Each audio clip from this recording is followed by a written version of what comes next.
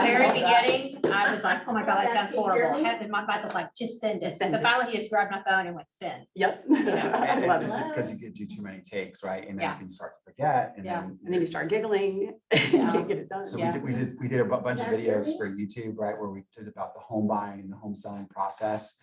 And if we ever publish the outtakes from those videos, I mean, people would just cry. It was so just funny. So we did get starts to giggles. We go Yeah. from laughing to mad at each other to Never know. back to laughing. I did a couple of those, and my interviewer was my 13-year-old daughter, Uh-huh. videotaping, and then she did the splicing and the Yeah. editing. Oh, awesome. Yeah, but it's her. Can you please tell us about the process of, Yes. And she would ask you the questions, Yes, she right? asked the Perfect. questions. Yes, it's a good way to do it. So I heard Robin is actually going to be back tonight or this afternoon. She's Yeah. like making some appearances. Uh-huh. So we might see Robin sighting today. Yeah. That's what Scott said. We're just waiting for technology, I think. I think we're good. We I think are. we're good. Is everyone at Can home? everybody on Zoom here? Somebody write yes. Can somebody on Zoom write yes or? I'm on Zoom. I can see you guys and hear you. All right. We are good Can to you hear go. us? Yes, Okay, perfect. Thank you. All right, we're you're ready. welcome. You're welcome. Wonderful. And then my clicker, is my clicker going to work? Yeah. All right, let's Fingers try it. crossed. Is it on? No, it's not up there. So we have to move it up, right? It is up. Okay, then we have to put it on slideshow. There you go. Go to view or view. There's it, in slideshow. All right, now. There you Right, go. we are in business. Very good. We got the B team of the, Yeah. Again, all The around, technology all team. around. Yes, You got all the around. team, right? the BC team. There it is. So anyway, welcome. Thank you for joining us today and coming in for team meeting. Got a great meeting planned for you. Like we said in our promo, we have Up Equity, and we're going to go ahead and bring those guys on here in a little bit after we get the team meeting started. And then Lorelei and I are going to go through and talk about the 4 legs of lead generation and what we do in our business. And we're literally going to show you our sources, what we do, our process, our systems, our models, and you guys can kind of have a feel for how we run our business here at the Market Center, or at Keller Williams. So again, officially, Lorelei, introduce yourself. Hi, Lorelie DeRuiter. I'm Halcyon Home Group. I've been in the industry since 2002. Started this particular team now the very end of 2017. Scott joined me about 3 years ago. Yeah, about June of 19. Yeah. Scott and I have both been Keller Williams team leaders, like Robin Lemon's role right now. So Yeah. So again, I've been in the business 18 years. And so whenever I say we've been in the business 20 years, Lorelei reminds me that, no, you've been in 18, I've been in 20, right? So I've been in business 18 years, 2 years shy of Lorelei. Been team leader and running the team now, which has been fun. So excited to be here. So let's get started. I think the first thing that we got to do here is talk about some gratitude, right? What are we thankful for? Who's got some gratitude and some things they're thankful for? Back of the room. Kern. let's hear it. Absolutely putting the worst experience in the history of my firm in this journey. Side of it. Woo! Couple of details of what happened. Just, small details, Small details, what- just small. I mean, I can't describe how, when you imagine the worst part of the process falling apart, then you add in the worst client ever in the history of clients, Okay, and then you bring in legality to it. yes. Praise the rest. All right, we'll leave it right at that. on. That's fantastic. Wonderful. Great job. Thank you, Karen. Who else? Yes, what's your name? Crystal Johnson. Good morning, everyone. Good morning, Crystal. Nicole, are you on Zoom? She's there. We have Is to this mute. Young? Noise. Is this Nicole Young? Yeah, Okay. Nicole, yeah. I just wanted to say that I'm grateful for Nicole. When I was a new agent at this office, Nicole was the first person that came up to me and got me into all the wonderful resources. Keller Williams has so many different resources, and if you don't have someone to take your hand and guide you, it gets a little overwhelming. So Nicole, kudos to you for being a rock star. I'm Woo! also grateful for Rashawn, and he is thinking about getting his license. Nice, welcome. Very good. Yeah. You give kisses to the people who are guests or what? Because John, well, John's getting his license too. Can you get a kiss? All right. Thanks. Okay, a couple more. Any couple more, Susan? I am grateful for you two for stepping up and being leaders for this meeting today. Because first of all, we miss seeing your awesome faces and energy in the office. And we just appreciate you for being leaders in the community here. Thank you. Oh, thank you. It'll melt right now, my hand. So I just want to say I'm grateful for seeing so many people here with us today. We had morning coffee, so if you missed the coffee and bagels, next month be here. And then also we have someone that we would love to be a part of the KW company with us. Tony Williams is visiting us today from another office. Welcome, Tony. Oh, Miss Young. Thank you, Chris. I heard it. I had all my answers. I want to say thank you to Tracy Trent. She happens to live in the south side of town, and I had some appraiser issues right after appraisal class. And this appraiser wanted to be inside this closet. Need to look how to take pictures. He couldn't do an extraordinary assumption. And it had like a little padlock, and all he had to do was unscrew. With a screwdriver. A little screwdriver. Tracy went over there for me, did it, pictures are taken, and we're moving forward. Woo! Love it. Handyman award, right? Handyman or handy woman. That's awesome. That's right. Get that drill, do that reverse, and just get it out. I like it. I like it. Any others? Any others before we finish up? All right, well, thank you very much. Appreciate you guys sharing. All right, let's move on. So, hey, just like you guys mentioned, as far as being grateful, obviously we are grateful for all the folks and all the team, all the members of the Market Center who stepped up while Robin's been out. So thank you, and we're grateful for everyone's help, and from just our leadership to our ALC members, just everyone, and you all, even though your pictures are not up there, you've all contributed in one way or the other. So thank you. All right, so let's keep going. What's next? All right, so Kathy, Vitali, and Alex, you guys are up. Alex, you guys are up with Shelter Mortgage. So John Burns, how many listened to him when we had him? Did anybody, the economic update?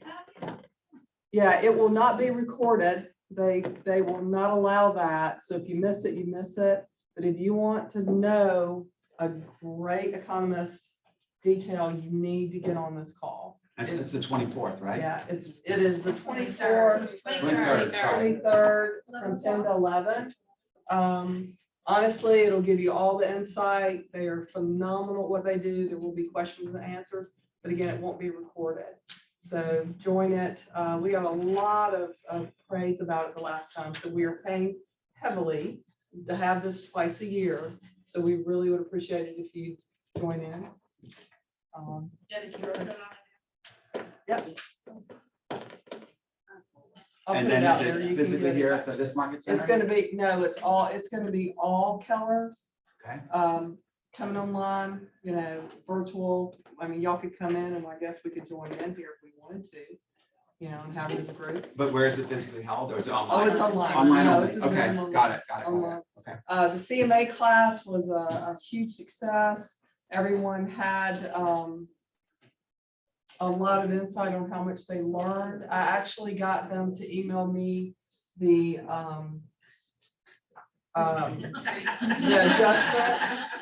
adjustment booklet, that they updated it. So we'll get Raven to email that out. But it's when you're doing a CMA, the adjustments for bathroom count, whatever, and we'll send that out. Yeah, and we'll maybe next week we'll do a little panel during our time and let some of the people that took the class give you all insight from the class. So Alec and I are here for you. If you have any questions about mortgages, y'all know to reach out, and we just appreciate y'all. Thank you.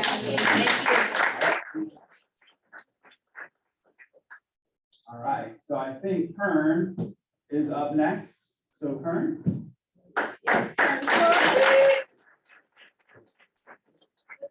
Thank you. Good morning, everybody. I'm Kern Schwartz with O'Kelly and Sorahan. So we are your Attorney Alliance partner. We thank you for your business. It's how I feed my family. And you know, somebody said I was talking with an agent the other day and who seemed surprised that I do what y'all do, right? I'm commission based too. I don't make money unless you make money. So not only do I love my job, love y'all and love working with you, but I want to make sure that you look good, that your client sends you that referral, and that we get you closed on time, smooth transaction. So I've had a little run of trust and estate issues lately. And I just wanted to mention to y'all, because this seems to be a surprise to folks, right? So if they're selling property and it's in an estate or it's in a trust, I cannot make the check out to them individually. So, you know, I had somebody kind of get sideways with me at a closing. I just want to make sure y'all understand that. So if they just set up the estate, and they don't have a trust account yet, I can't wire it to them individually. Now I'm going to cut a check to the estate, but they will need to set up a bank account. So if you're working with an LLC, a trust, an estate, and your client says, oh my gosh, this attorney, you know, people get mad at me because I'm doing my job. Yeah. Following the I'm doing trust. my job, but you know, if you get that and you know, they're upset, and rather than say, oh my gosh, you know, O'Kelly's doing whatever, they call me and let me help you with that client so they know what to expect when they get at the table. And we will not take wiring instructions via email. So we always ask that they bring those to closing, and I have a form that they will fill out. And I'm happy to wire, and I do not charge a fee for that ever, ever, ever. That's great. Okay. Awesome. Thank Thank you. All right. So is there somebody here from Georgia Natural Gas that's supposed to speak this morning?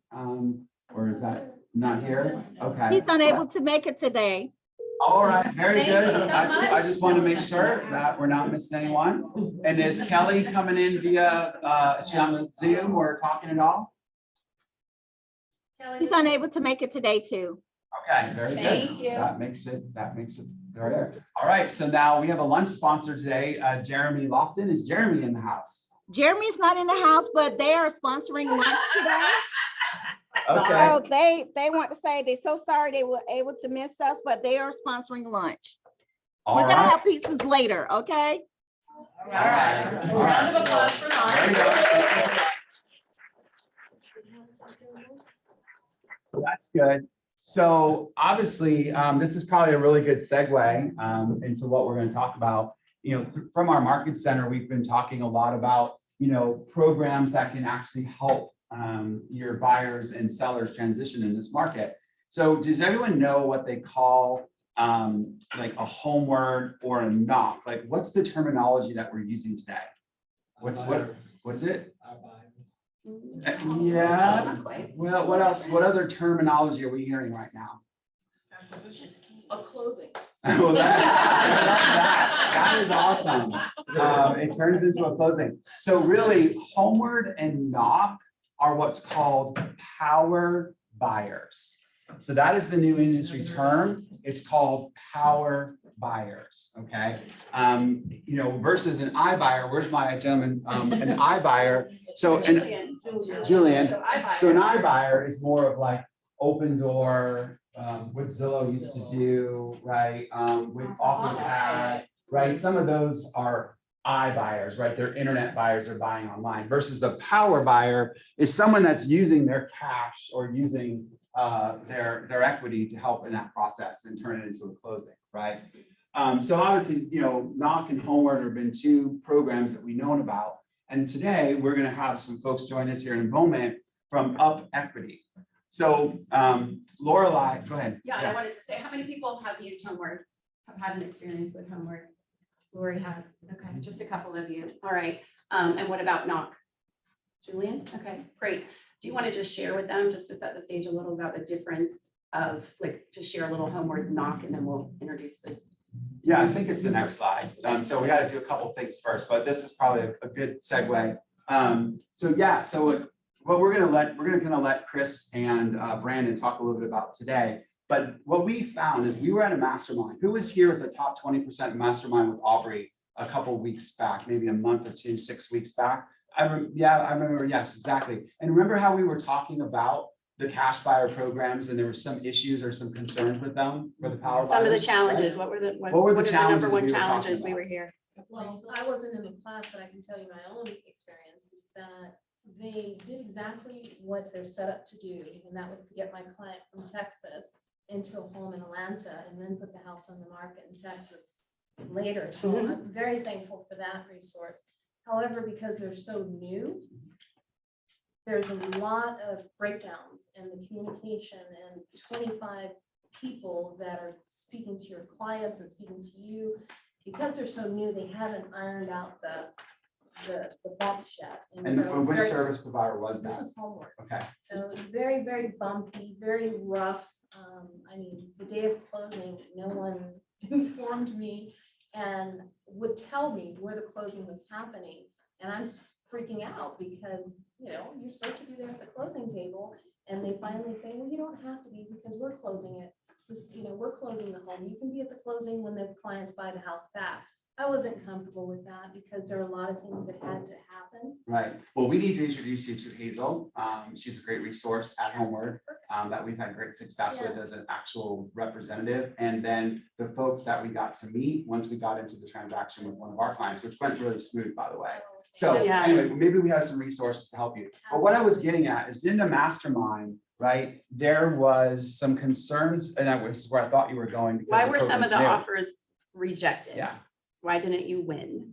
I was With doing it. They They were afraid of the what that was part.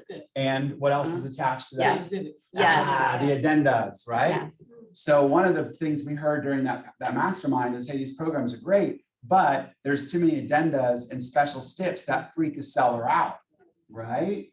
All right, so what else have we heard with the programs in general? There was another objection. Appraisals. Appraisals Yes. and what else? Well, I haven't done it, so I don't know. Okay, so cost, Cost, cost, right? right? So there was a little bit more of a fees involved. So anyway, just to set it up, great programs. But we talked to the guys from Up Equity today. You're gonna see that some of these objection handlers, they address with their program. It's a pretty creative way to do it, all right? All right, so we'll get there. So anyway, we'll just kind of fast forward here. So Nicole, you have a book club that you put on, and it's at 6:30. Yep, so we can wind down, WIN. right. So bring your wine and we're going over the shift book, and then once we're done with shift, I think it's either appropriate to go into the one thing or 7 levels of communication. So your next book club. Or Okay. shift, yeah. Are you Okay. just starting? Or it? shift, yeah. Nicole, are you just starting shift? No, we're not, we just did, we're going to different tactics. Last tactic, we did What chapter? the chapter 9, talking about the reluctance, fire reluctance. And Nicole, how long have you been in the business now? Come on, Same as you. I know that, but I want you to say it. 2001 license, Yeah. 2001. So Nicole has been in this business now for almost, 21 years? Is that right? Is that right? And she looks a day, doesn't look a day older than she does the day on her neck yet. But her and I have been in this business, we worked in St. Martin Center, many, many years ago. She knows what she's talking about. And so if you haven't been to one of her book clubs and her knowledge, just inside and out of what she has of the topics, you got to join. So if you haven't joined it, definitely join it. Nicole puts on a great class. So. And I'm bringing the cup and you're bringing the wine, right? It's all virtual and paid over training, so it's awesome. It's So for anyone, there's no orientation this week. As you guys know, Raven is out, so no new agent orientation. Can I So say this a little bit more? Yeah, I'm go. sorry for interrupting. That's yeah, okay. go ahead. In it, we're not just going surface level on the book and all the methodologies in the book. We're actually trying to bring it today. What we're actually doing today, make it make sense. Because the book is short sales and REOs. So what are we now? Power buyers or what have you. We're trying to make it more relevant we're making it more relevant to today. So please join us. I would love to see more people involved in that mastermind. Wonderful. Love that. Good. Awesome. Super. All right. So then, Roxy, what are we doing here? We're talking about time management, time blocking? So today I'm teaching a class from 1 to 2. It's about setting business standards. And I wish when I was brand new back in 1995, I would have had better business standards. Like getting a phone call at 11 o'clock at the Braves game saying, text me immediately. And I'm about to call and my friend goes, what are you going to solve at 11 o'clock tonight? So we're going to be talking about, are you missing family events to go show a house? Are you going out of town and working the whole time when you could have a team here helping you to have some time off? So it's only for an hour. So it'll be fun. It'll be very informal, but lots of questions and answers. Yeah, and I think that's huge. I can't tell you how many mistakes that we've made in that same area about not protecting that time and letting it affect our family time and just, letting it consume us, right? What's the saying? If you allow your tasks to expand to the time that you have, it will, right? So you got to put those borders on. So great job. Sounds like an awesome class. I guess Roswell on the Rocks, is this old or is this still? It's old. We did it this week. You missed it. That was done. We still have some, and lunch will be here around 12:30. Okay, all right, so we'll go through that. And then I guess a couple other Mayor Spec, Donnie Williams from Mayor Spec will be here on tomorrow from 10 to 1. New construction home inspections. That's a great topic. Do you want to speak to that real quick? Just tell them about your experience? Well, I mean, that's been over half my career on the new construction side of the business. And it's certainly a topic that if you're working with new construction buyers, they really should be getting their own inspections. A lot of people make the assumption that they should not because it's brand new construction. What possibly could be wrong with it, right? The builder. So it's a two-part inspection. You get one before the drywall goes up and then you get a final inspection as well. But really key knowledge for you guys to have and come and experience. And I would definitely take that class. Yeah, it's a great idea, especially with more and more building going on. So Aubrey's got us 15 ways to get more listings. That's going to be on Friday from 11 to 12:30. And then Fiona, what do you got going on here on Friday, the 17th? Stepped out, I think. She stepped out. I saw her there. But so she's got the listing presentation workshop that she's going to be doing. So some great class. I mean, it's just amazing the knowledge and the stuff that we can gain from being part of the Market Center. I think this is the last promo here. We do have, is it Maris? Her name is Maris. Yes. And she will be here. Okay. And doing our social media. So if you guys need help with your social media, please come on out. It's free. She's traveling. So we were able to get her in our Market Center. Let's pack it out and show her great that we support her. Wonderful. Awesome. And that's coming up on the 16th, which is going to be on Thursday. And that's from 10 to 12 here at the Market Center. Yeah. Melody, that's not online, is it? No, it is in person Yeah. only, no Zoom. She's fabulous. You need to be here. Okay. Awesome. Very good. Super. All right. So let's take a look at the market update. Who's the best economist of choice? Who should be? I am. You are for your clients, right? So what do you think before I reveal the numbers? Which way do you think they went this week? Steady. Steady. All right, let's see.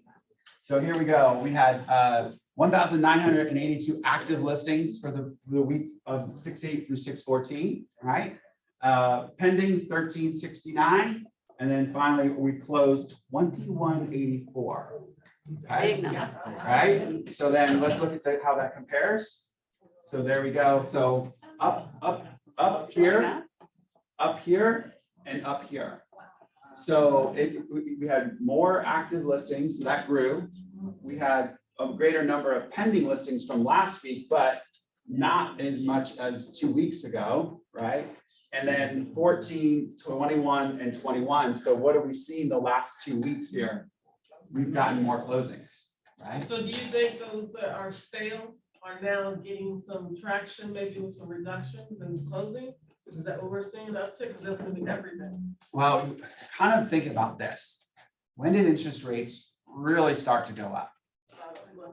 Maybe 6 weeks ago, 8 weeks ago, 2 months, right? So do you think that maybe motivated some people to get off the fence and when they started seeing those interest rates go up? And think about it, because when those closed, they were written in April, 30, 45 days ago. Yeah. So my guess, and I have No, no. that's a good guess. I like to hear the interpretation. So I Yeah. can better tell my client. Yeah, your buyer's intensity on trying to get under contract right now Okay. is so so stressful. I mean, last week, we went from 5.25 up to 6. Yeah, you guys, I mean, the media is all over saying the market's You're gonna changing. see people in the high fives, even with paying points right now. So It's a reality, right? Yeah. Well, and I was gonna say, the media is all over saying that the market is changing and oh my God, and trying to scare the public, right? Which is what they always do. We have one of our coaches is out in Utah and the market is changing out there. You have to know where you live. So y'all, 75 to 85, north of 285, it's still a bloodbath out here, right? But you get into Ackworth, you get into Lawrenceville, you get into, even some center Atlanta condos. It isn't that way. I mean, you got one offer, you got two, like Ackworth, there's no offers on some homes, right? Yeah. So it really depends on where you are. So you got to pay attention to your local market. Hence the reason why we got to be the local economy. Yeah, no, we have seen like homes that were getting 20 offers, maybe getting 10. Or if they were getting 10, they're getting 5, but they're still getting completely crazy offers, right? So I'll give 2 examples that my clients looked at. They didn't end up offering on, but a home in Devereaux Downs that was listed at 800 needs about 200 grand of work, went for $1,050,000 or $1,025,000, right? Then you've got a home in Brookfield Country Club, a ranch on a basement, refinish listed at 825, $1,050,000. So crazy then, right? I mean, it is, Yeah. So let me just say one last thing about interest rates. And I completely understand they're going up. There's no doubt about it, right? So we have a great slide from one of our other coaching companies. They're in California. And they sent us this slide, and it's a historical snapshot of interest rates going back to the 1970s. And it's an amazing graph of 1970. I'll try to do it this way for you because it's backwards. Here's 1970. I can do that. And then it goes up in the 80s to like 18%.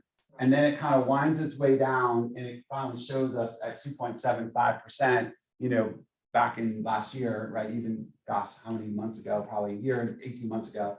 But in perspective, guys, 6% interest rates are not crazy, right? I mean, I bought a house in Woodstock in 2010 and paid 5.5. And that was FHA at the time, right? I mean, the pandemic created this 2.75, this 3% interest rate, right? It was an artificial activity that's brought these interest rates down. The government purchasing mortgage-backed securities. I don't want to go into all the details you guys will gloss over, but that's what happened. And it's not happening anymore. And this is the market finally starting to kind of regulate back to natural state of where it should be. So, I'll send out the graph, Crystal. I'll post it on the Roswell Rocks, Roswell Rocks or the Legacy Group, Roswell Rocks. I'll put it on the Facebook page as a post, and you guys can download this and use this to send to your customers and just kind of say, hey, I know, 3% would have been great. Here's reality, here's history. In the scheme of things, it's not so bad. Does that help? and what is it? About 84% of agents don't make it past 5 years in the business, which means most of the agents in the business have only known super low interest rates. So for those of you in the room that have been in the business for during only really good interest rate, educate yourself first, because if you don't believe it, you can't educate your client on it. Right. The last thing we want to say is, oh, I know, it's so high, I would wait too. No. It's the reason why do you know that comment was the reason we fired our external ISA team? You heard the call. So anyway. What a great piece to complement the graph that you have is to also show the trends of pricing. Very Yes. true. And we Go have side that by too. side We have with that too. that, because pricing has continued to go up. Yes. Correct. So that's a perfect complement. It is. And then, hey, last thing on this, right? The slide I sent out after Andy and Leslie's chart masters, right? What do prices do of homes during recessions? They go up. They continue to go up, They go up. right? So what is all the news media talking about? What's going to happen right now? Right, because there's going to be a what? A recession, right? So historically, unless the actual recession was caused by the housing industry, which is what happened during the 2007-08 crash. Typically during recessions, prices go up. So take a look at the data, get familiar with it, to Lorelei's point, and make sure you believe it yourself. Can I say one thing? Yes, please. And if you're a new agent and you didn't get to experience all the good times back in there's a movie out called The Flaw. It's been out for many, many years, but I just watched it a couple of months ago. It's on It's Netflix. called what? The Flaw. Mute everybody if you want FLAW. Yeah, but then we have to unmute Chris and Brandon in a second, so. go The ahead. Flaw. The flaw. The Flaw, FLAW. I got you. So Netflix. I think it was Netflix that we watched it. And you're talking about the flaw of the banking industry at that time. Yeah, it talks about the whole thing and how it happened and interviews people that should not have gotten loans and they did. Investors that were being told to do cash out refis on every one of their investment properties and keep buying more. So yeah. Yeah. So there's a mute button, I think. Tell everybody. Tech version show. Yeah. It's on YouTube, on Amazon Prime. Amazon Prime, YouTube. Thank you. Okay, it's everywhere. What's the name of that? Oh, sorry, I thought- FLAW. All right, well, we'll figure that out. So Yes. Hey, guys, everybody on Zoom, if you could mute yourselves for us, that would be great. We're getting a lot of background noise and we have 2 guest speakers that we need to have unmuted. all right, very good. Here we go. So just to finish up, guys, just to know that, we have the template. You can copy the metrics that we just did. It's part of this PowerPoint that gets sent out. So basically you just click here and it kind of walks you through the steps and how to put this and post it to your social media so that you become the economist of choice for your clients. And then you can supplement that with the stuff that I'll put on the Facebook page. All right, cool. Gotta click back up on that. Because Raven's not here today, can you send that out? I think Lee's gonna work on it. Advancing. There we go. Nope. It was going fine. There we go. All right, so you guys know this, it's been in every single one of our decks every week, right? The Ford method. This is great conversation pieces and based on the data that we just reviewed. Who can tell me what Ford stands for? Family. You know it. You know it. All right, so let's go again because it's not. Perfect. All right, so here we are. This is the first little education piece here for our presentation. Chris and Brandon, we're going to go ahead and unmute you. So if you can go unmute them or ask them to unmute. Yep, Chris, I got you. And then let's find Brandon. Chris, can you hear me? Morning, can you hear me okay? Yes, we can hear you. So we're looking for Brandon real quick. We're going to get him we can get him on done here. All right. Brandon, can you hear us now? Yeah, I can hear you now. Awesome, great. So we have Chris, who is the Director of Business Development, and Brandon, who is a local loan officer with Up Equity, to talk a little bit about this Up Equity program today. So let me put a little bit of history.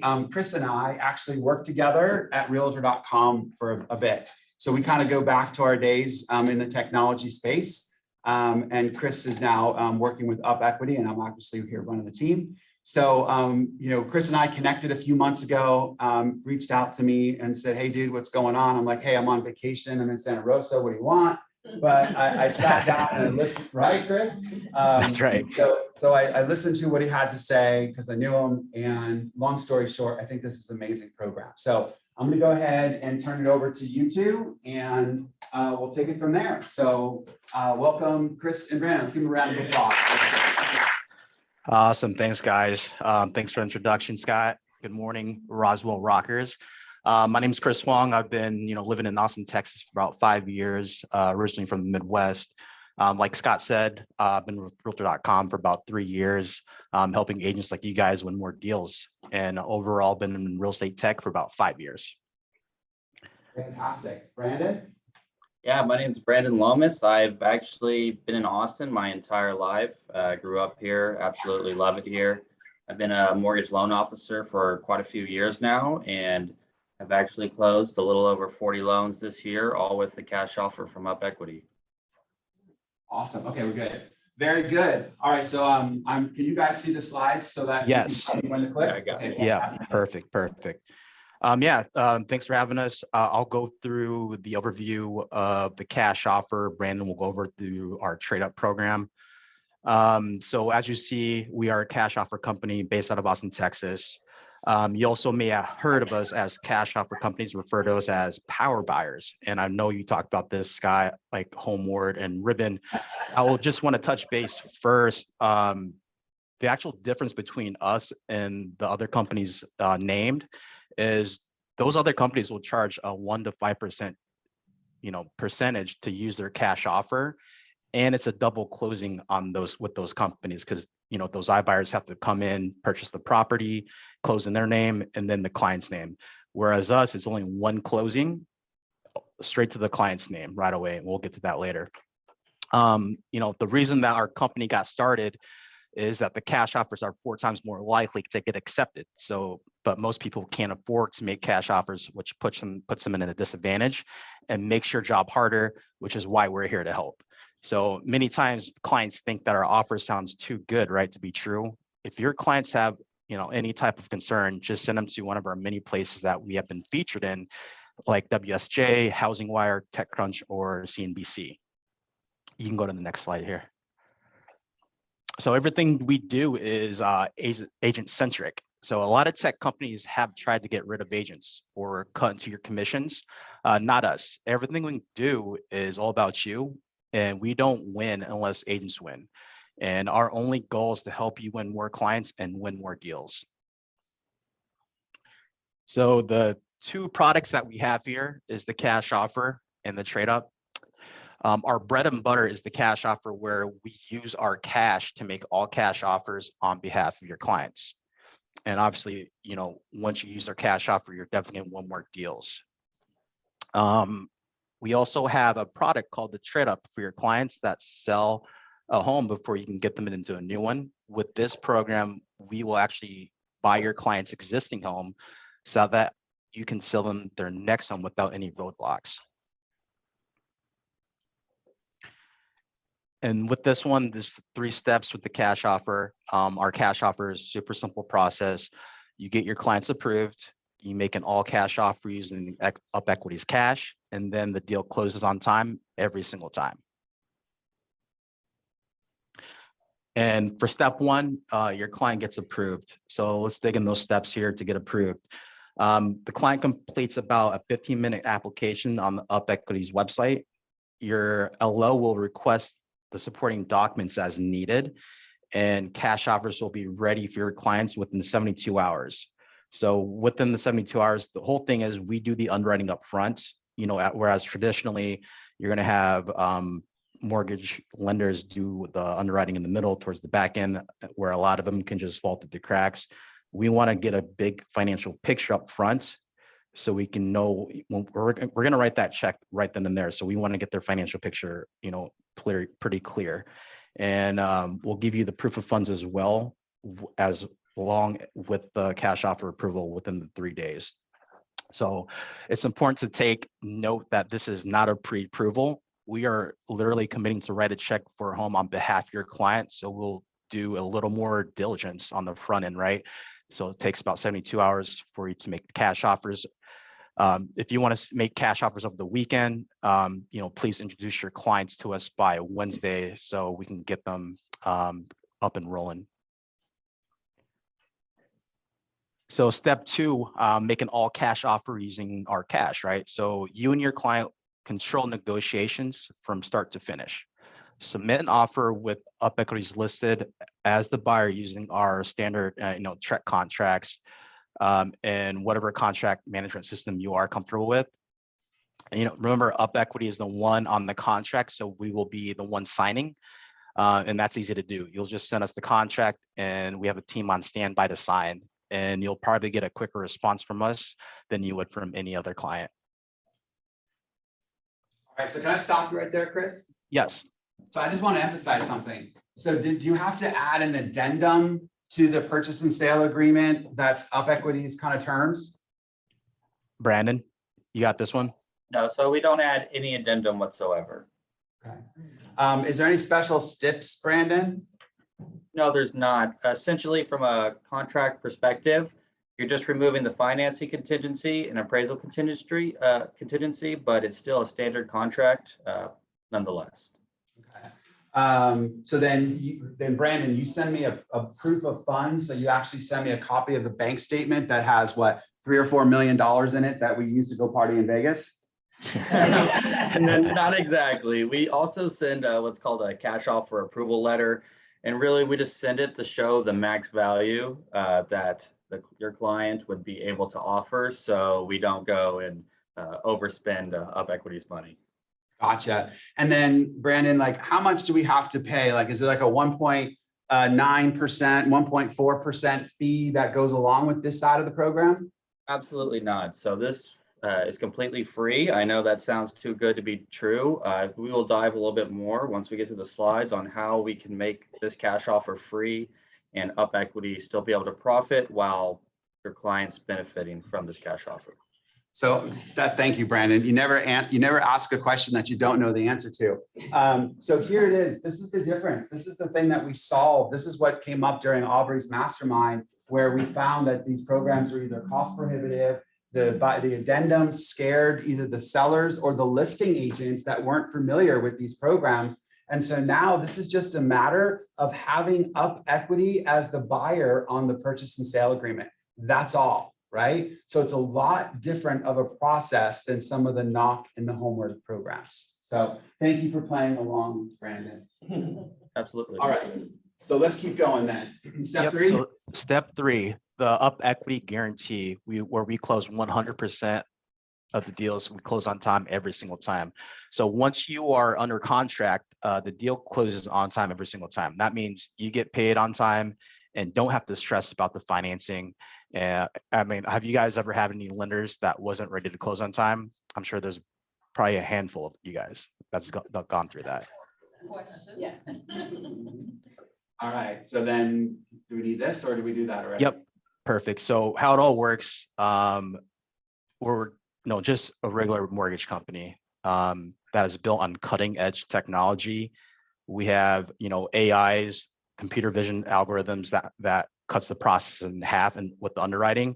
Our plan is to get your client a mortgage before the closing date from the contract. So as long as we have the mortgage ready to close on time, we will assign the contract to your buyer and the home will close in their name. So if we don't have the loan ready, we will, use our cash to buy the property and your clients will move in on time and you get paid on time.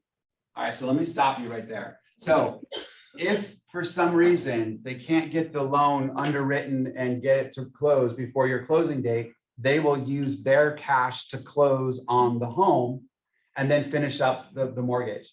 But a very large percentage of the time, they can actually get that mortgage done on the back end. So that closing, right, it's just a matter of switching some paperwork around. Does that make sense? Yeah, perfect. We would Perfectly submit said. an all cash offer with the option to finance, right? Okay, guys, so this is what we're doing. We're submitting an all cash offer with an option to finance.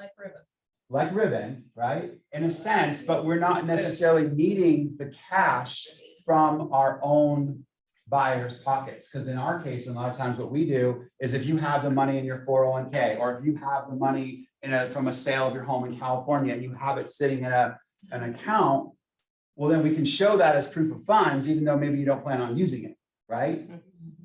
Follow me? So anyway, this is really giving every buyer the option to present as a cash offer. Yep. And when you write up the contract, the only difference is we're in position 1. So you're going to put Up Equity, our company's name, and the client's name as position 2. So if anything does happen, we just step in and just purchase the property. The same day? Okay, Same day. because some of them aren't that way. Same day, right, guys? Yes, that's correct. So the next slide is the buy box. What qualifies for the cash offer?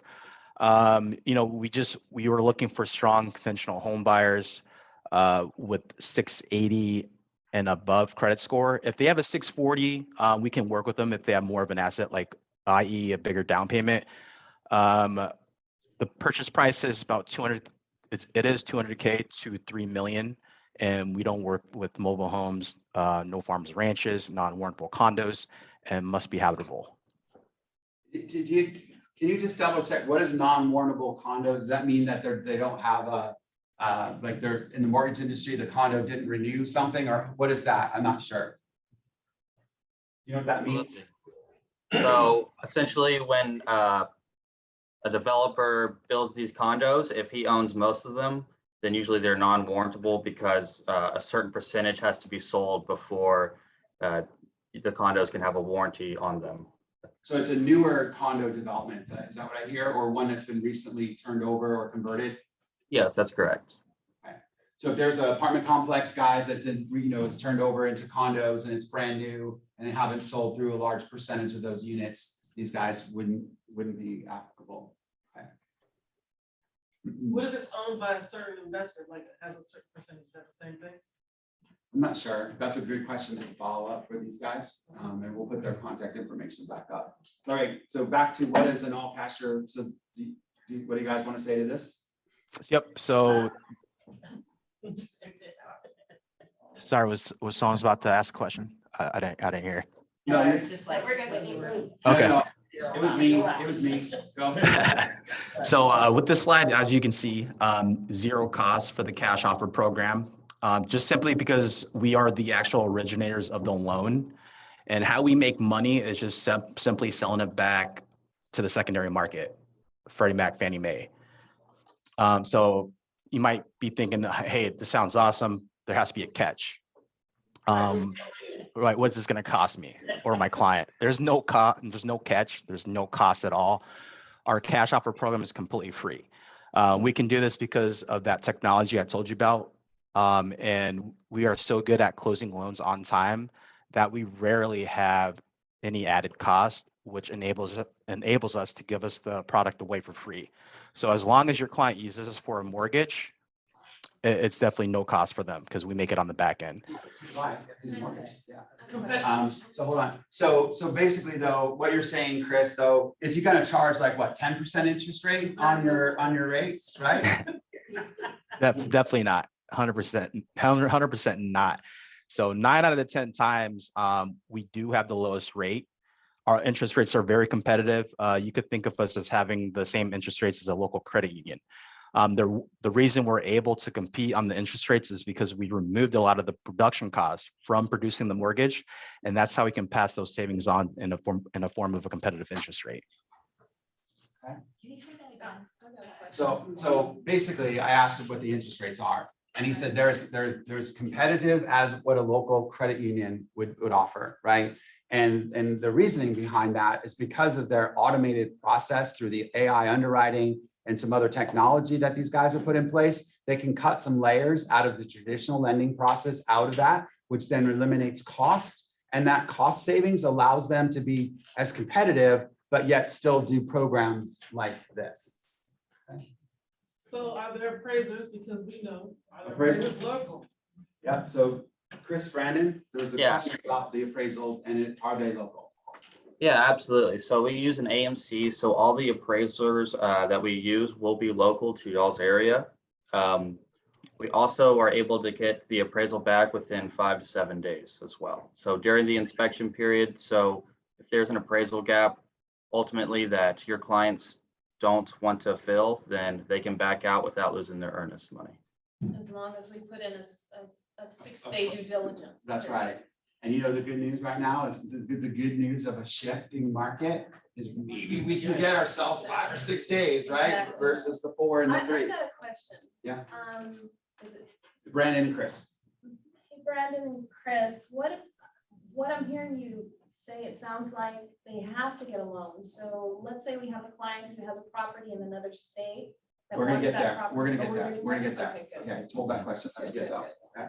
Wait, I have a quick question. Yep. What about loans that are larger loans that you wouldn't sell on the second market? How are you making money there? So Brandon and Chris, the question is, if it's non-conforming, how do you guys make money on a $3 million purchase? Absolutely. We love jumbo loans here. We do have investors that will buy those loans still, even though we can't sell them to Fannie Mae and Freddie Mac. Super. All right, so then let's go over to the next program. We'll switch gears. I know it's going a little long, but we're doing good. Hopefully this is good information for you guys. It is. So let's go to the next one, the trade up overview. Yeah, the trade up is probably one of my favorite products. It's essentially what we're doing is we're buying your client's existing home so you can sell them their next one. It's really just a two-step purchase. We'll buy your client's home for 85% of the appraised value up front, and then we will relist it on the market with you as the listing agent, of course. When it sells for full price, your client will keep the difference between that full market value and the 85% we gave them up front. That means if, yeah. Go ahead and say it. That means if it sells for the appraised value, they will get 15% back after the close. If it sells for more than the appraised value, your client will get more than 15%. So That's we right. keep all the upside.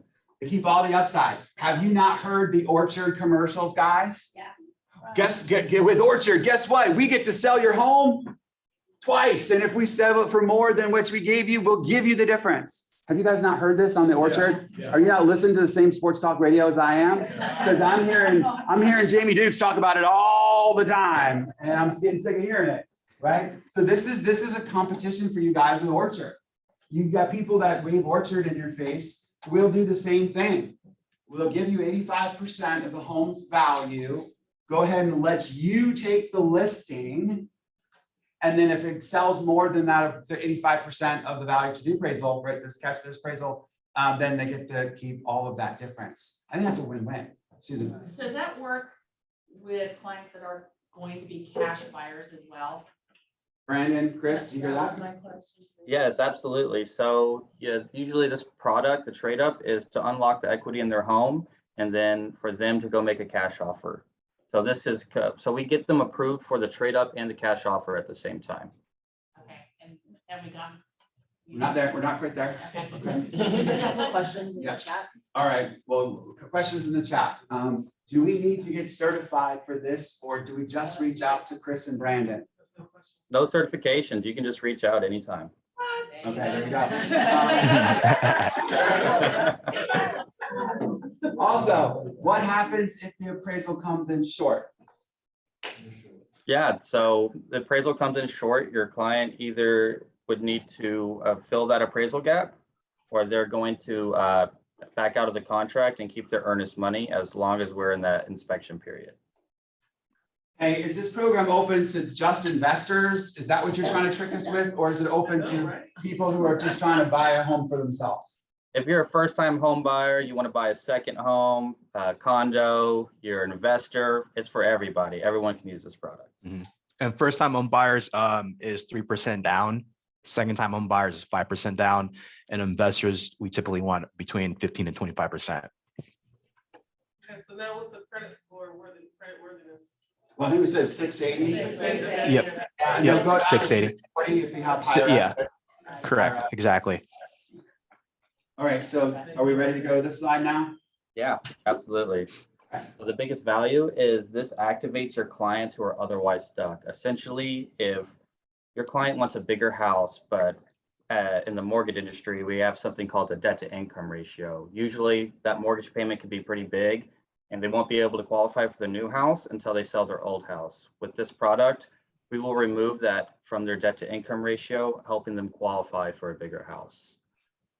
Another option is that they need all the equity in their home. They want to make a big down payment on their new house without all the hassle of selling, moving to their in-laws, and then trying to find that house. What we do is we give 85% of the value of their home up front so they can make that down payment.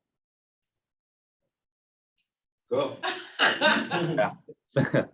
So I guess tell me when you want to click through this. So this is the traditional way, right? Yeah, I'm sure you're well aware of this problem. Your clients need to sell their home in order to buy the next one. Selling in the market is easy. Buying, on the other hand, not so much. So you have a client that has to deal with a gap between selling and buying. This means time at hotel or with your in-laws, 2 moves, a bunch of cost and storage. The gap is too much for most people and it keeps them in the wrong house. which keeps 2 deals out of your pipeline. Yeah, so we close the gap. Up Equity is here to close the gap. The trade up, that's all it is. And you can do that in 2 ways. You can have us come in, buy the house the day before they move into their new home, or you can have a third-party buyer come in and buy the house before Up Equity does and just have us in the second position on the contract. This just guarantees that their old house will close no matter what, and they'll have the funds to close on their new home. Awesome.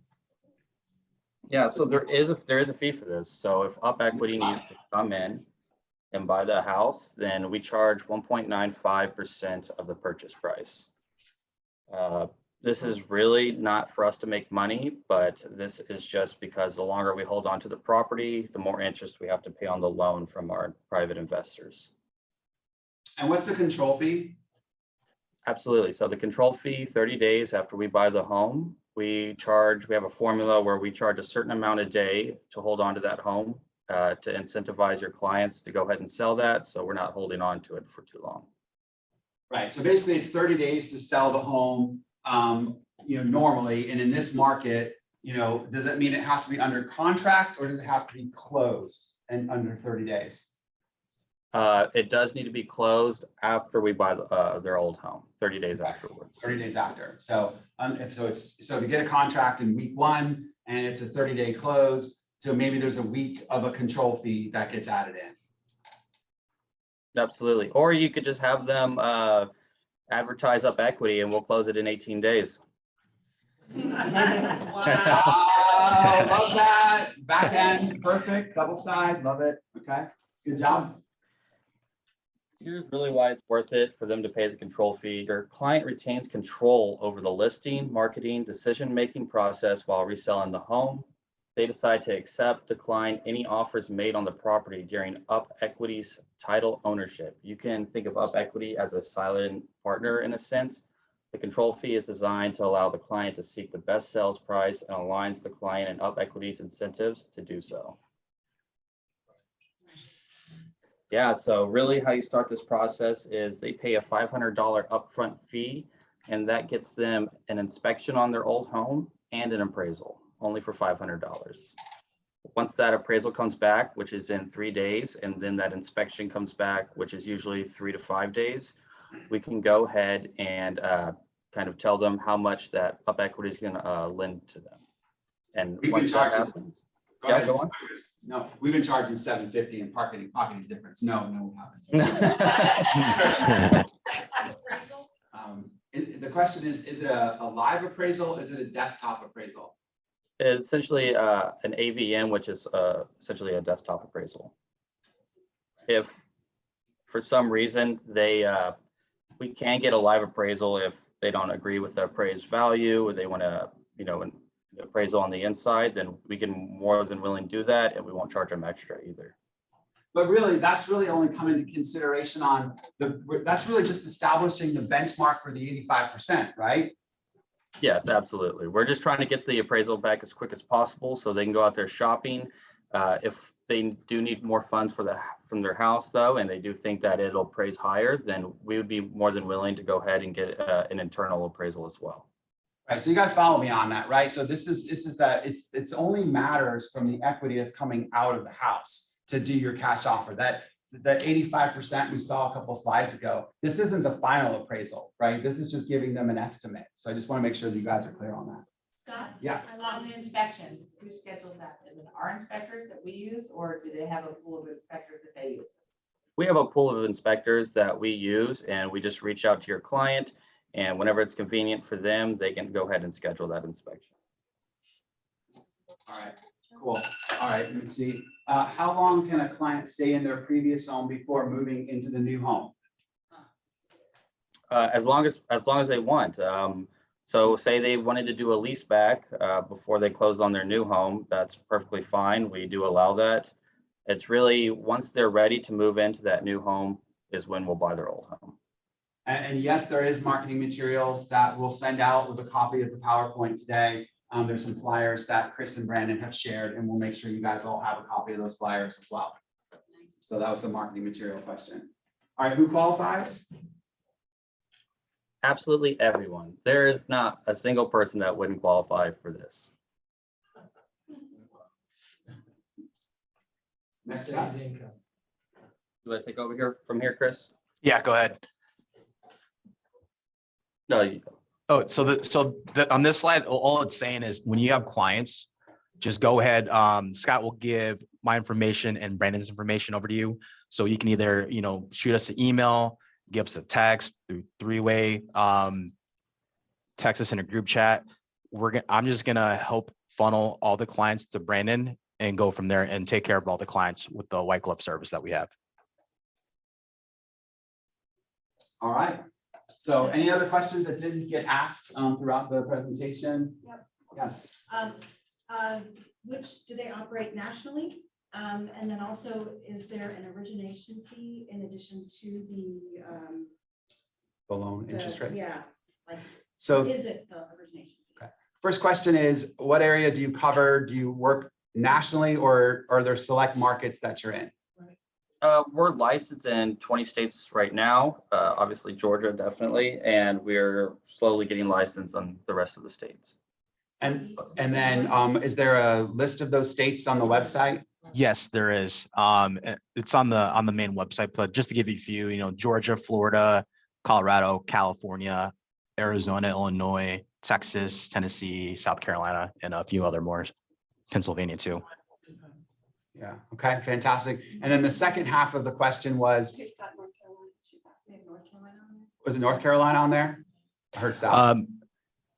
The Carolinas is South Carolina, not North Carolina. All right. And then the second half of that question was, is there an origination fee on the loan in addition to the interest rate? Obviously, we talked about, like, is there a standard origination fee?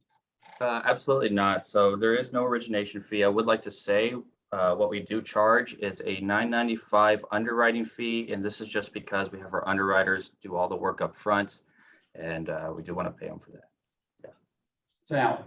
But Chris, or Brandon, if I wanted to buy my interest rates down and I wanted to pay points, could I do that? Yes, of course.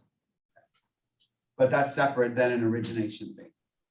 Yeah, so if you want to buy points to buy a rate that's not at market value, that's completely fine with us, but we won't ever charge you more than what it would cost us. Okay, last couple. So about the coverage area, so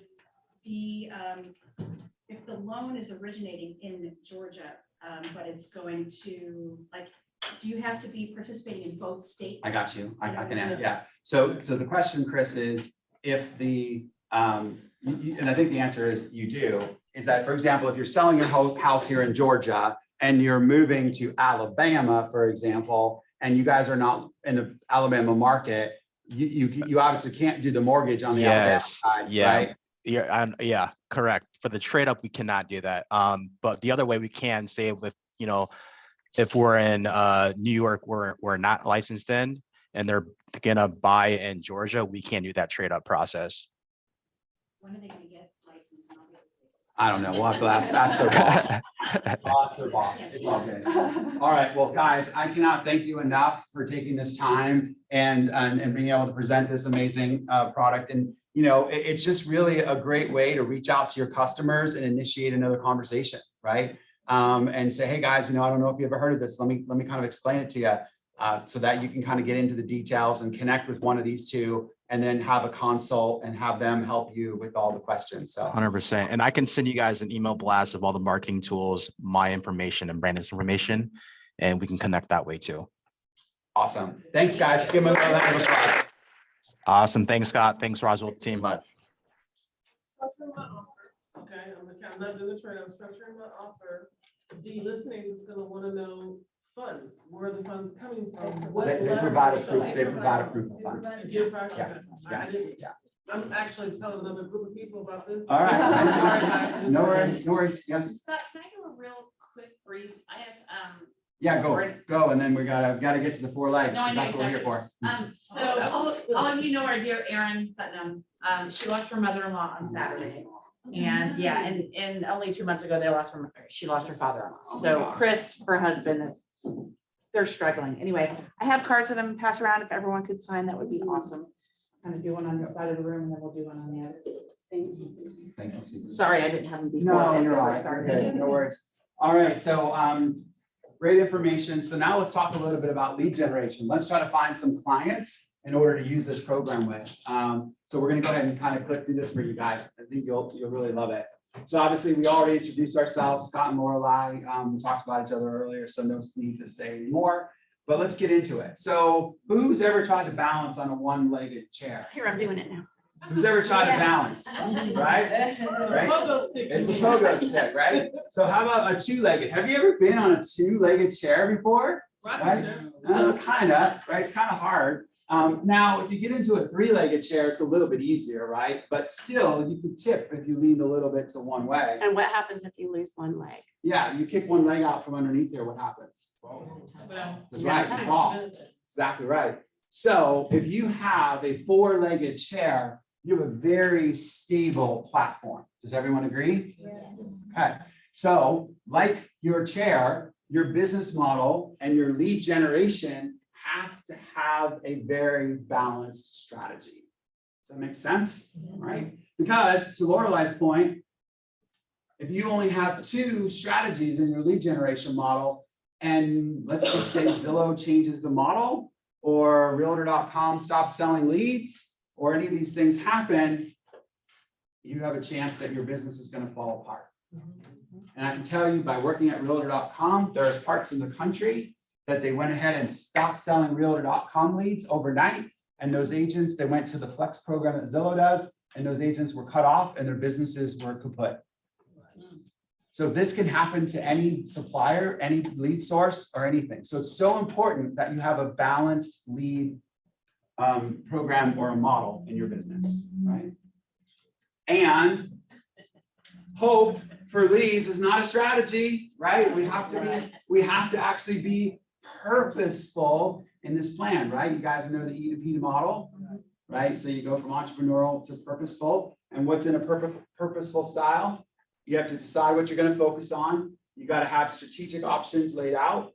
You have to have models, systems, and what's that last dirty word down there at the bottom? Accountability, right?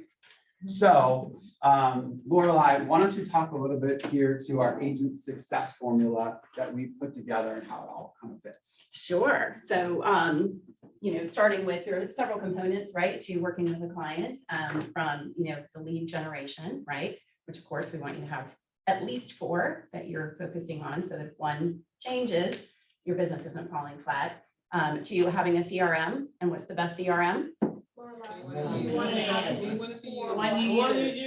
Or lead generation strategy. The one that you use, that's right. The best CRM is the one that you use, right? It's not what brand it is, what name it is. Everybody likes to ask, top agents or top teams, what's your CRM? Really doesn't matter, right? It's the one you use.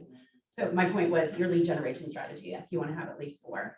To having an ISA, right? That if you're a single agent, your ISA is you, right? For us as a team, we had outsourced previously to an ISA company, and we've now brought that in-house. Tyler, raise your hands. Yeah, welcome. There you go. So, you're attracting with your lead gen, you're capturing in your CRM, right? If it's not in your CRM, we say if it's not in your database, it doesn't exist. That's right. Your ISA team is there to nurture, right? So agents by nature, right? Do we want to be working with clients that are long-term? 18 They're not going months, to buy 12 for a months year, 18 months, or do you want the money? Right? So it's not our natural gift to be consistent working with leads over time. It's just not as agents, right? We want to be out showing property. We want to get them under contract. We want to be on to the next person, right? So if you understand that that's not your nature, and the sooner you can get to somebody who that is their nature, they love to interact with people long-term, get yourself an ISA. Then let's talk about lead conversion, right? So you're converting your leads and you're servicing your leads, right? From there, you have your contract to close, right? So that's a transaction coordinator, in our case, Jody. Jody, raise your hand. There we go. Welcome. Right. And then there's managing your post-transaction, right? So what's the number one reason people say they don't use their agent again? Exactly. They didn't stay in touch with them, meaning the agent didn't stay in touch with them, right? But they would have used it. So don't make that mistake, right? And also your past clients become sources of referrals as well, if you follow up with them correctly, right? So, you know, if you're a single agent, you're doing all of these things, right? So, you know, difference being as you grow, like if your goal is to grow a team, or if you're on our team, our agents are really only responsible for these two, right? And we're providing the attraction for them. We're doing the capture for them. We're nurturing for them long-term. Then they are out working with people who are ready to buy and sell. And then they're servicing them during the transaction, but also being supported by our transaction coordinator once they're actually under contract. And then our post-closing is all done by the team as well. Yeah, awesome. So, you know, let's just kind of talk about this. There is more than one strategy, right? I'm not saying that what we do is the only way to go about business, because there are plethora of different ways to go about it, right? You could be a for sale by owner, you could be an expires, you could do YouTubes, you could be a Facebooker, right? So I'm not telling you what strategies to pick. I'm just telling you to pick multiple strategies. Does that make sense? Because you're really insulating your business by doing that, right? Things change. Right. So what we've done and how we built this here at Halcyon is, you know, we kind of say that the team is going to be responsible for 2 of the lead generation strategies of the 4. But then we ask our agents to take ownership of the other 2 lead generation strategies. And again, the agents can pick what those strategies are, but they have to be purposeful, they have to have a plan, they have to have a focus around it, right? And so, you know, we also, you know, we help with the SOI, but it's still up to the agent to make the phone calls, to reach out, to do the DT2s, right? It's in their hands. So when you build a business plan for each one of your 4 pillars, it goes back to the purposeful, right? E to P is you have to have a focus, a strategy, a model, a system, and accountability. So let's go ahead and talk about our number 1. You want to take that, or you want me to take this one? Yeah, so our number 1 for us is paid leads, right? So, you know, new to the business, you probably don't have money. You're probably not necessarily getting paid, doing paid leads right away. But this actually is a very high ROI for us, and it is one of our 4 pillars of our business. So those are, you know, like realtor.com, we pay for Google ad spend, right?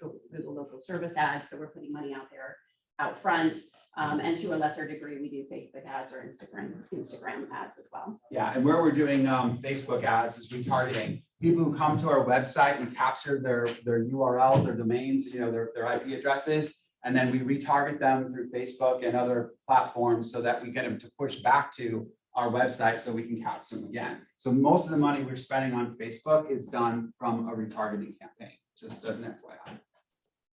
So I'll just talk to this, or you want to talk to it? Yeah, I can. So on my lead transaction, this is showing the funnel of readiness, right? So the higher you are, the less close you are to being ready to transact, right? So those Facebook leads, those Instagram leads, they are typically further down the pipeline, right?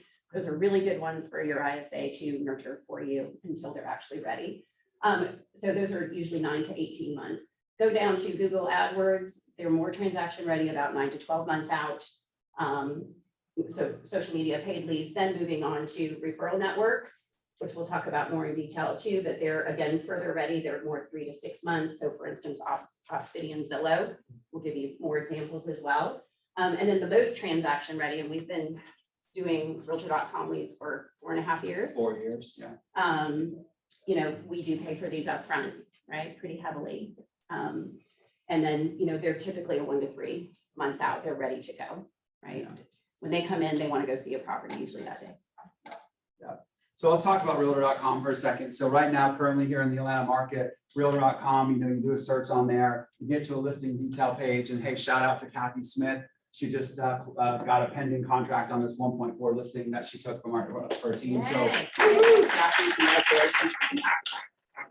Providence. So, you know, they fill out this form, right? The lead comes in, and then realtor.com kind of sells those by slots or by zip codes. And you have to sign up for a year, and there's so many leads per zip code. So this is what you have to do. If you're going to do paid leads, you got to run some models, right? And this is what this is very close to our actual model on realtor.com, right? So if you take a look, it's about $100,000 lead spend. It's about $8,400 a month, but translates into approximately $1,000 leads through realtor.com. And that's costing about $100 per lead. So every time a new lead comes in from realtor.com, it's $100. No matter whether it's closing, whether it's an agent checking on the status of a property, or somebody was just checking for their grandmother, it's $100, right? So you're saying, okay, well, let's see if this works. So our ratios, and your ratios could be different, is that we find that we can actually get out of the 1,000 people, we can get 50% of those online. Like we can talk to them live. We can actually engage with them. The other 50%, maybe we were too slow. Another team has beat us. Maybe these people really don't want to talk, right? And then our ISAs are going to help improve these ratios, and then our ROI is going to go up. So then of those 50%, we tend to see that we can actually meet in person and get in front of an appointment just about 35% of those, right? So 35% of the 500, so it's 175 people. Then of those 175, we can get BBA signed with about 30% of those. That boils down to about 50. Stacy, where are you? My BBA queen, raise your hands. She's one of our best at getting our BBA signs. I think that's a good number. Like, you've got a good set percentage of those in there. Same with Jeannie as well. And then our closed transactions from that is about 70%, maybe 70-75% of the people we get BBA signed that we actually get a closing, right? So when it comes down to it, say we get 37 closings from this, and our average sales price is $550. So that equates to 20 million in volume at a 2.9% commission rate, right? Because we all see the commissions rates being discounted a little bit out there. That's 15,000, almost 16,000 commission per transaction. So that gives us a gross commission of 586,000. So just over almost $600,000 worth of GCI, right?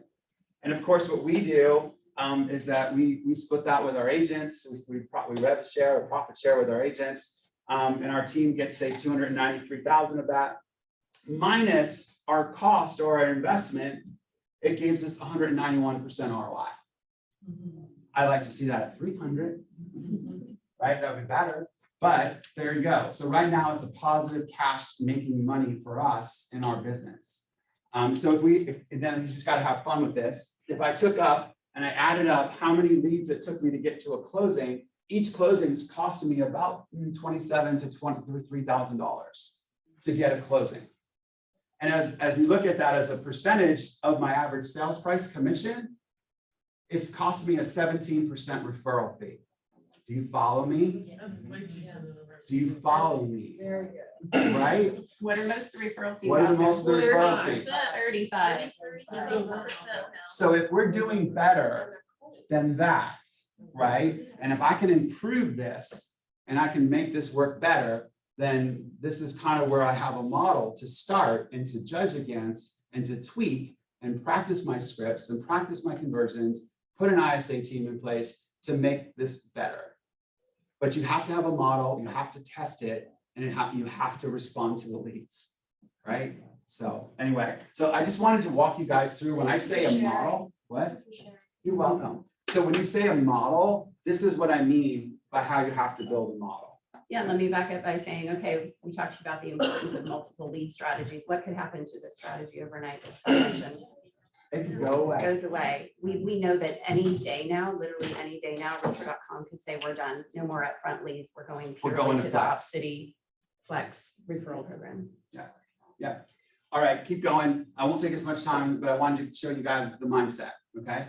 So when we talk about systems, we talk about capture. I mean, again, there's a great CRMs out there, but you got to use one, have one that you're going to use, right? Again, people ask us all the time, what do we use? We use Follow Up Boss.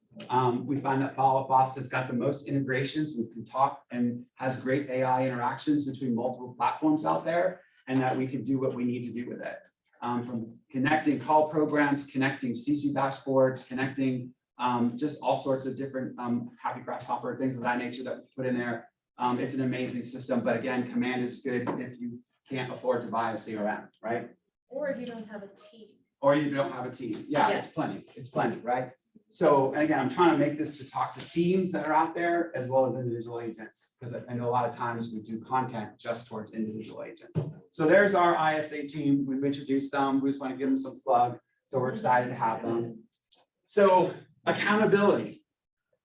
This is the next step in this process, right? In those stages is you have to have accountability. You have to know your numbers and you have to watch them. And then if you know your numbers, you have to make changes and adjustments to make sure you're hitting those metrics, right? So we use an accountability tool that connects with Follow Up Boss that's called CSU. And CSU is able to track anything from conversations to appointments set, to appointments met, to buyers signed, to buyers under contract, to buyers closed throughout the entire funnel process. And it also puts a dashboard up of exactly where you are year to date with your closes, your under contracts, your pendings. So you always know where you are in your business. And I love it because it does have a direct API integration with Follow Up Boss, and the two systems talk together. So what are some of the pros? What are some of the cons? Well, Lorelei, you want to take the pros and cons real quick? Yeah, so these are bottom of funnel, right? Meaning closer to closing. So the pros are that they're transaction ready, right? Can control the lead quality, so they're predictable, right? We've done these for 4.5 years. We have a pretty good gauge of what that's going to look like. We spend X, we're going to get this ROI, right? This many closings. You can choose your market area. So we tell realtor.com, of course, it's based on availability, but we want these zip codes. Here's where we want to spend our money. That's where we know our leads are coming from. You know, in our team, we don't send our people all over the city. Or, you know, I'm not going to send you to the airport for $150,000 lead. I'm not going to have it. You know, plus the pros are then they become a past client, and then you can add them, you know, to your sphere, keep marketing to them. Hopefully you stay in touch. They're going to be a repeat customer as well as they're going to give you referrals for doing a great job. Some of the cons are you're really paying money up front, so you got to have it, right? With our realtor.com, there are multiple agents. So the same lead is sold to at least three agents, right? You can pay for realtor.com leads that are exclusive, super expensive. We can't afford it. But anyway, think about that. If they're going to 3 different agents and those 3 agents happen to have teams, maybe they don't. How many potential people are calling that one lead? Dozens. It can be a lot, right? So we'll talk to people who are like, oh my God, my phone blew up. Like I must have had like 7 people, 10 people call me, right? Sifting through junk leads, again, sometimes we get a listing agent who's testing what happens when they click on the button or an owner or something like that.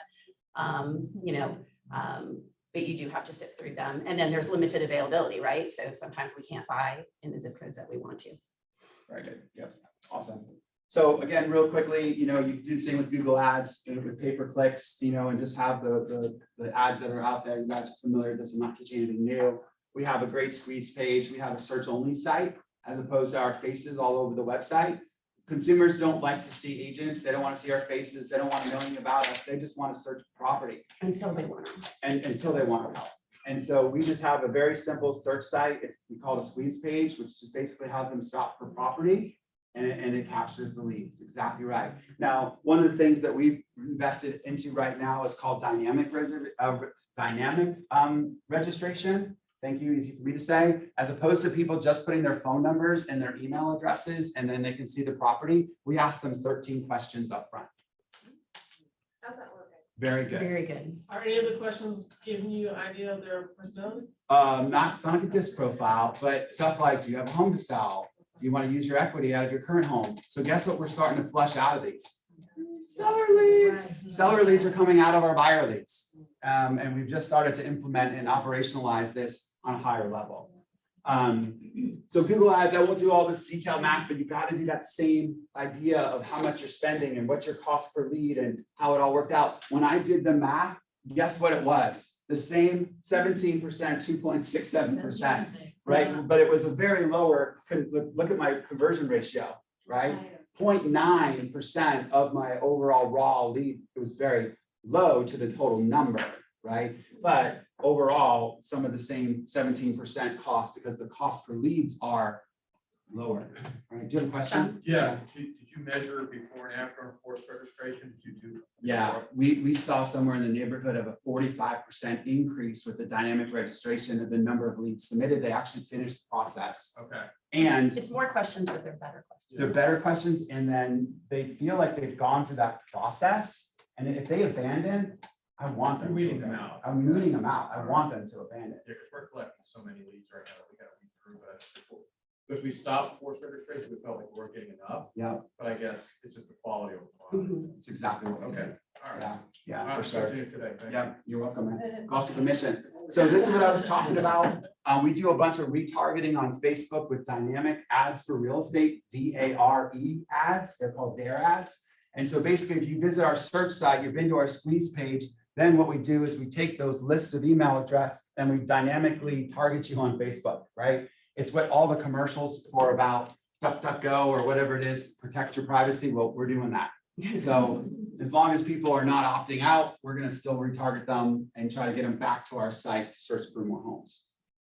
So I want to talk about top of the funnel. Yeah, so top of the funnel, remember, is way up here. They're much more long-term, right? So they are a lower cost per lead. Again, we can control the amount of spend that we do on them. And again, if they become clients, when they become clients, then, repeat and referral, right? Cons are the upfront cost. They are longer incubation periods, up to 18 months. Junk leads, again, are bad phone numbers. And then typically when you're buying, you're forced into a broader market, right? So you get leads that are further away from the territory you ideally want to work. Sometimes like county level, you have to buy county. You can't buy Roswell or 30075, right? So sometimes you have to buy Fulton County, and some of that may not be in your target area, but you just have to deal with that, right? Okay. All right, so then let's switch gears. So just again, real quick, the other side of the team strategy is our referral networks, right? And so we've invested heavily, when I say invested, time and energy on getting ourselves connected with about 25 different referral networks. There's a ton of them out there. You guys have probably heard of them: Ramsey, Effective Agents, HomeLight, UpNest, OGO, Fast Expert, OpCity, right? If you haven't gotten yourself registered on these sites, go get yourself registered. Doesn't cost you anything up front. And It's just time. It's just time. Because you got to fill out your profiles, you got to add your transactions, you got to connect your Zillow profiles, and hopefully you have some 5-star reviews on Zillow. Everyone likes to see the reviews on Zillow. You got to do a video, you got to do this, you got to do that. Like, it's some work, but if you get yourself situated on these platforms, then you have the opportunity to receive these referral leads. Okay. So the reason why we are hedging our bet on OpCity is, what do we tell you that can happen to realtor.com at any moment? And that's Shut it down. true for any It's source that you pay for leads. Any source. I'm just picking on because I used to work there. I know people. So my point of this is you have to diversify. So one of the reasons why we're diversifying ahead of time and we're becoming more important to OpCity is because in case there's ever a business change, right? So how does this all work? So there are different levels to these platforms. Some of them are pretty simple, right? Some of them will just send you a lead, right? But OpCity is a little more complicated. You want to talk a little bit about it? You know about the scores. Yeah, so OpCity, they have a mobile app. You're expected to use their mobile app. You're expected to update it. You update any of the contacts that they give you on a weekly basis. You get reminders about doing it, right? And so it is more stringent. So you just have to check into each one, see how much you're comfortable with. If you're not going to be somebody who stays on top of OpCity, it's going to bring your score down, and then you're not going to get any good leads anyway. The other thing to know is there is a ramp up period. So you're going to get really, really, really bad leads in the beginning, but you work them anyway and you pay your dues, and then the good ones start really coming in. Yeah. So they basically try to get you. You really need to have a 112 or higher in your score to actually get for sale leads. Our goal on our team is to be at what, Jeannie? What's our score goal? 110. 116. We're at 116. So we want to be at a 116. To be able to receive those higher quality leads. And then you got to contact the referrals through the app. You got to update your app weekly. You got to meet clients in person within the first 2 weeks. So it's called ALM. You guys ever hear that? ALM, right? It's Appointment, location, motivation. you got to get that Right. appointment, figure out where they want to be and figure out their motivation. ALM, go meet them, right? And then you got to get your deals closed. And then you can kind of select your client types, buyer, seller, investor, etc. And you can kind of determine this stuff through the app, right? But it does take a while to kind of get things started when you're through this app. So what I love it from a team perspective, John, is that it's scalable. As I add agents into our team and we grow our team and expand, I can add them onto the platform and then they're getting leads. So this is going to allow us to continue to scale our team and grow, and me not having to put more money out, say, for example, on the realtor.com leads. Doesn't realtor.com still own Allstate? Yes. It's just two different ways that they sell leads. Yeah. So again, you got to run models on referral networks. Same thing. I'm not going to go through all the details, but here's the zero upfront cost. But realize that you're going to pay. You're going to pay a 35% on average back-end referral fee to these platforms when it closes. So would you rather pay 35% of something or have 0% of nothing, right? So anyway, you got to make a decision in your business on how you want to go about that. So we think it's worth it. When you run the numbers and the ROIs, it really does work, especially if you scale your business. It works even better. That's right. So pros, cons? No upfront cost, pre-screened, right? They've qualified these people on the line, so they are like legit when you get them 99% of the time. They're middle of the funnel, so they're closer to being transaction ready. There's built-in accountability with platforms. They expect you to keep them updated on the people they're sending you. Again, they become past clients, so repeat and referral. The cons, we've seen anywhere from 30 to 38% in their referral fee. You have to survive the pledging phase, right? Where you get the chunky leads, right? Built-in accountability really is a good thing. But it's a right? con too. People don't like it, right? And then maintaining, because our agents have, we expect our CRM to be updated, but then also they've got to update the, because it's on the mobile app, like we can't even really access it for them, right? So they've got to update Are them. those leads sold to two other agents as well? Sometimes depends on the platform, but mostly not. Most of them are exclusive. Opposites are exclusive. Once you get it, yeah. Well, what's the best one to start for a solo agent? Just moderate cost. Well, they're all about 35. Robin,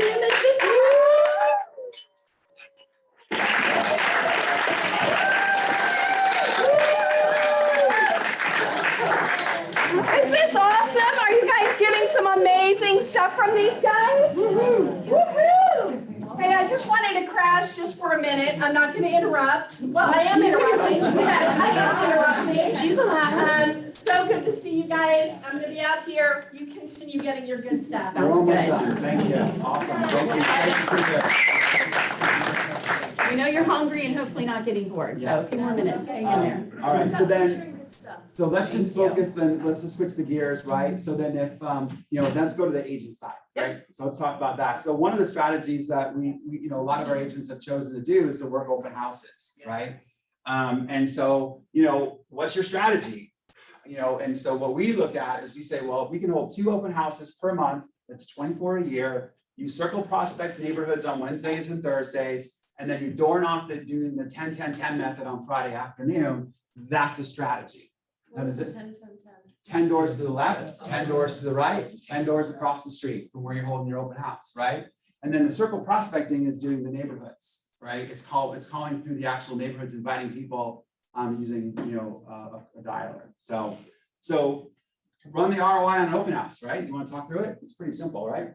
He is a numbers. He is. I'm so lucky. All right, I'll talk. So if you don't do the numbers, you don't have a basis, right? Yeah. So $200 to do an open house, right? Flyers, balloons, refreshments.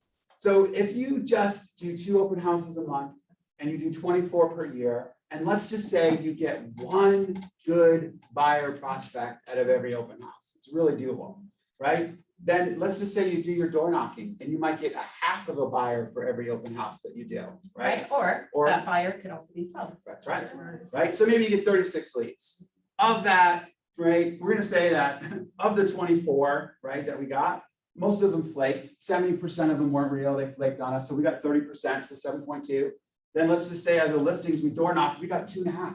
We want to keep in 2.5 of those possible 12 people as clients. So it's almost 10. right? And then if you sold a $550,000 house, 5.28 million, 2.75, because maybe you'd have to do a little bit on the discounting side, multiple transactions.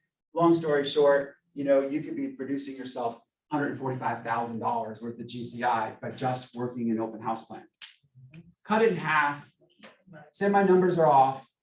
Say I'm doing an optimistic. You can easily do $75,000 in an open house plan, put your mind to it.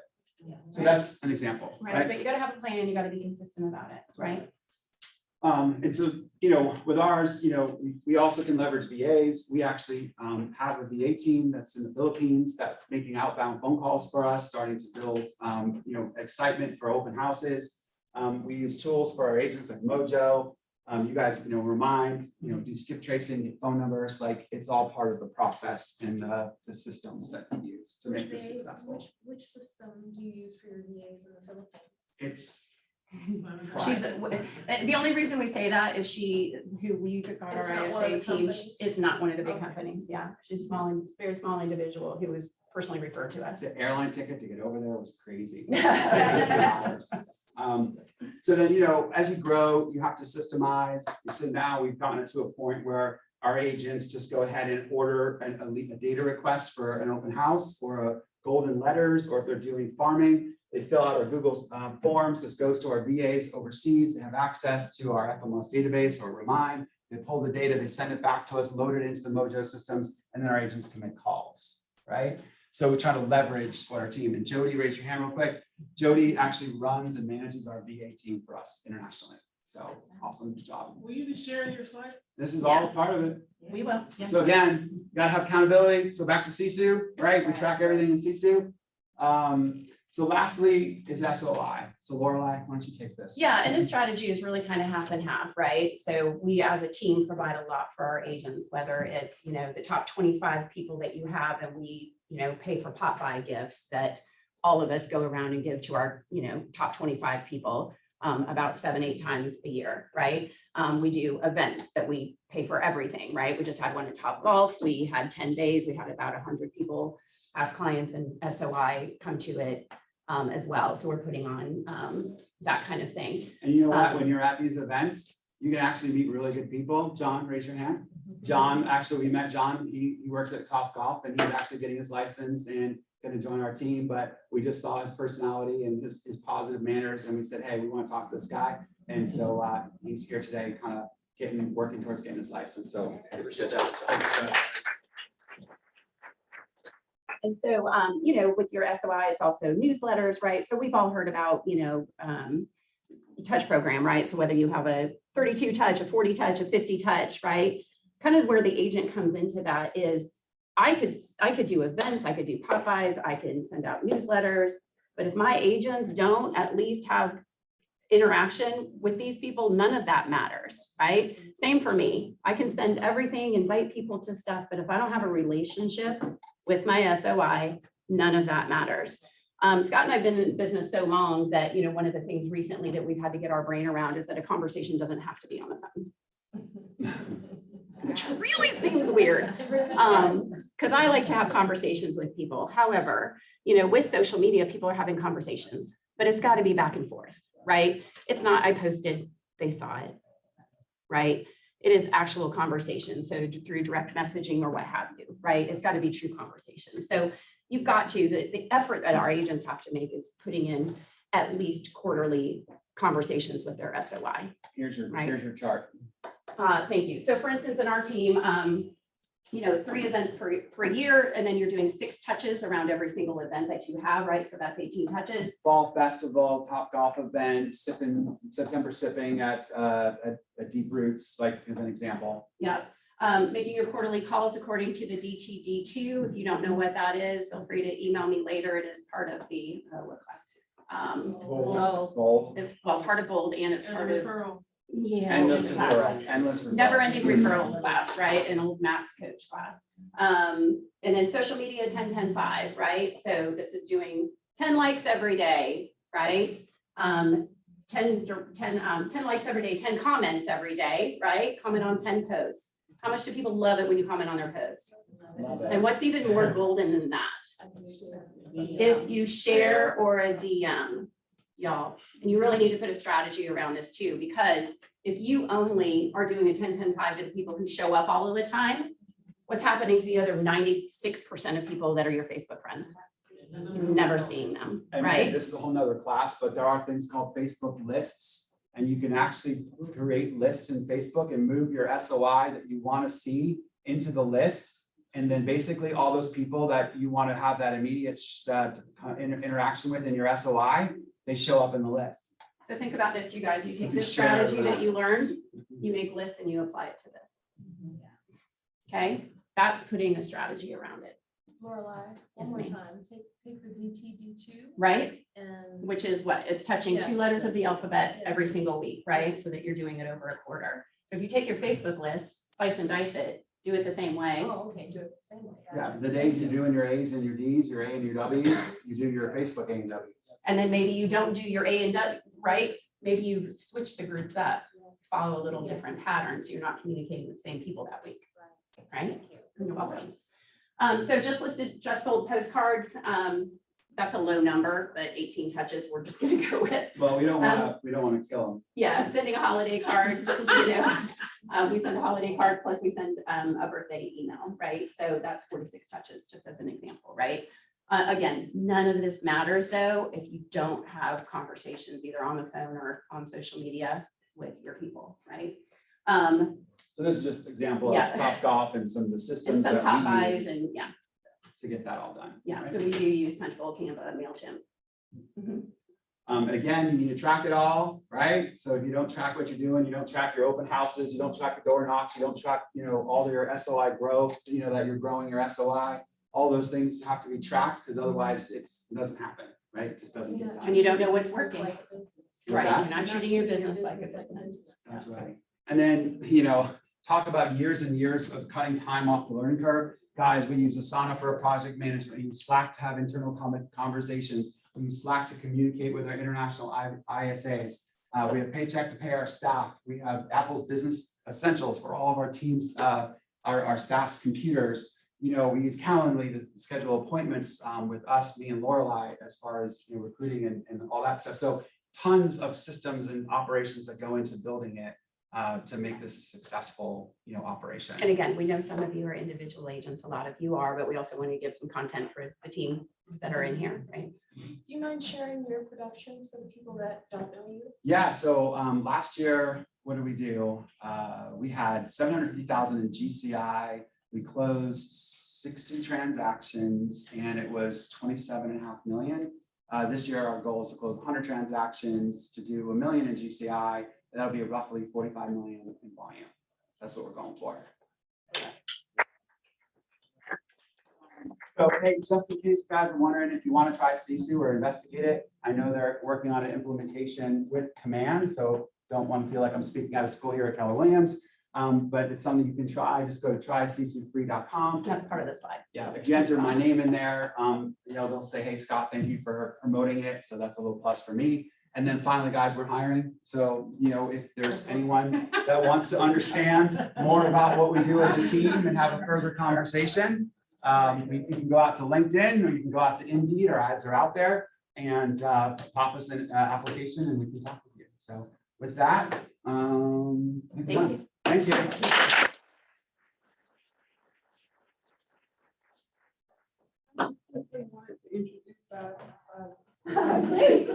We're the Her worst name is kisses. Jacqueline Rampey. She's a KW agent out of Maryland. She's recently moved to Georgia and she's doing loans, but she's my guest, so I want to thank her.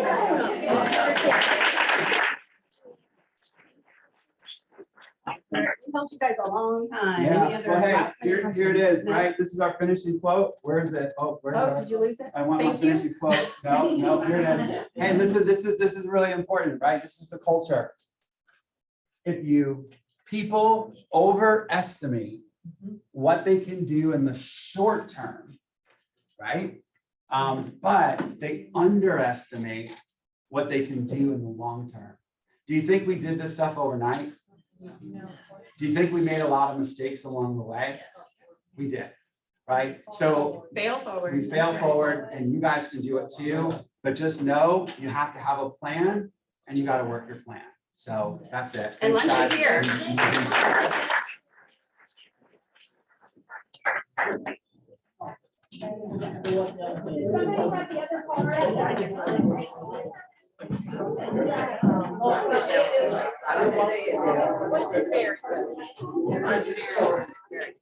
Good to see you.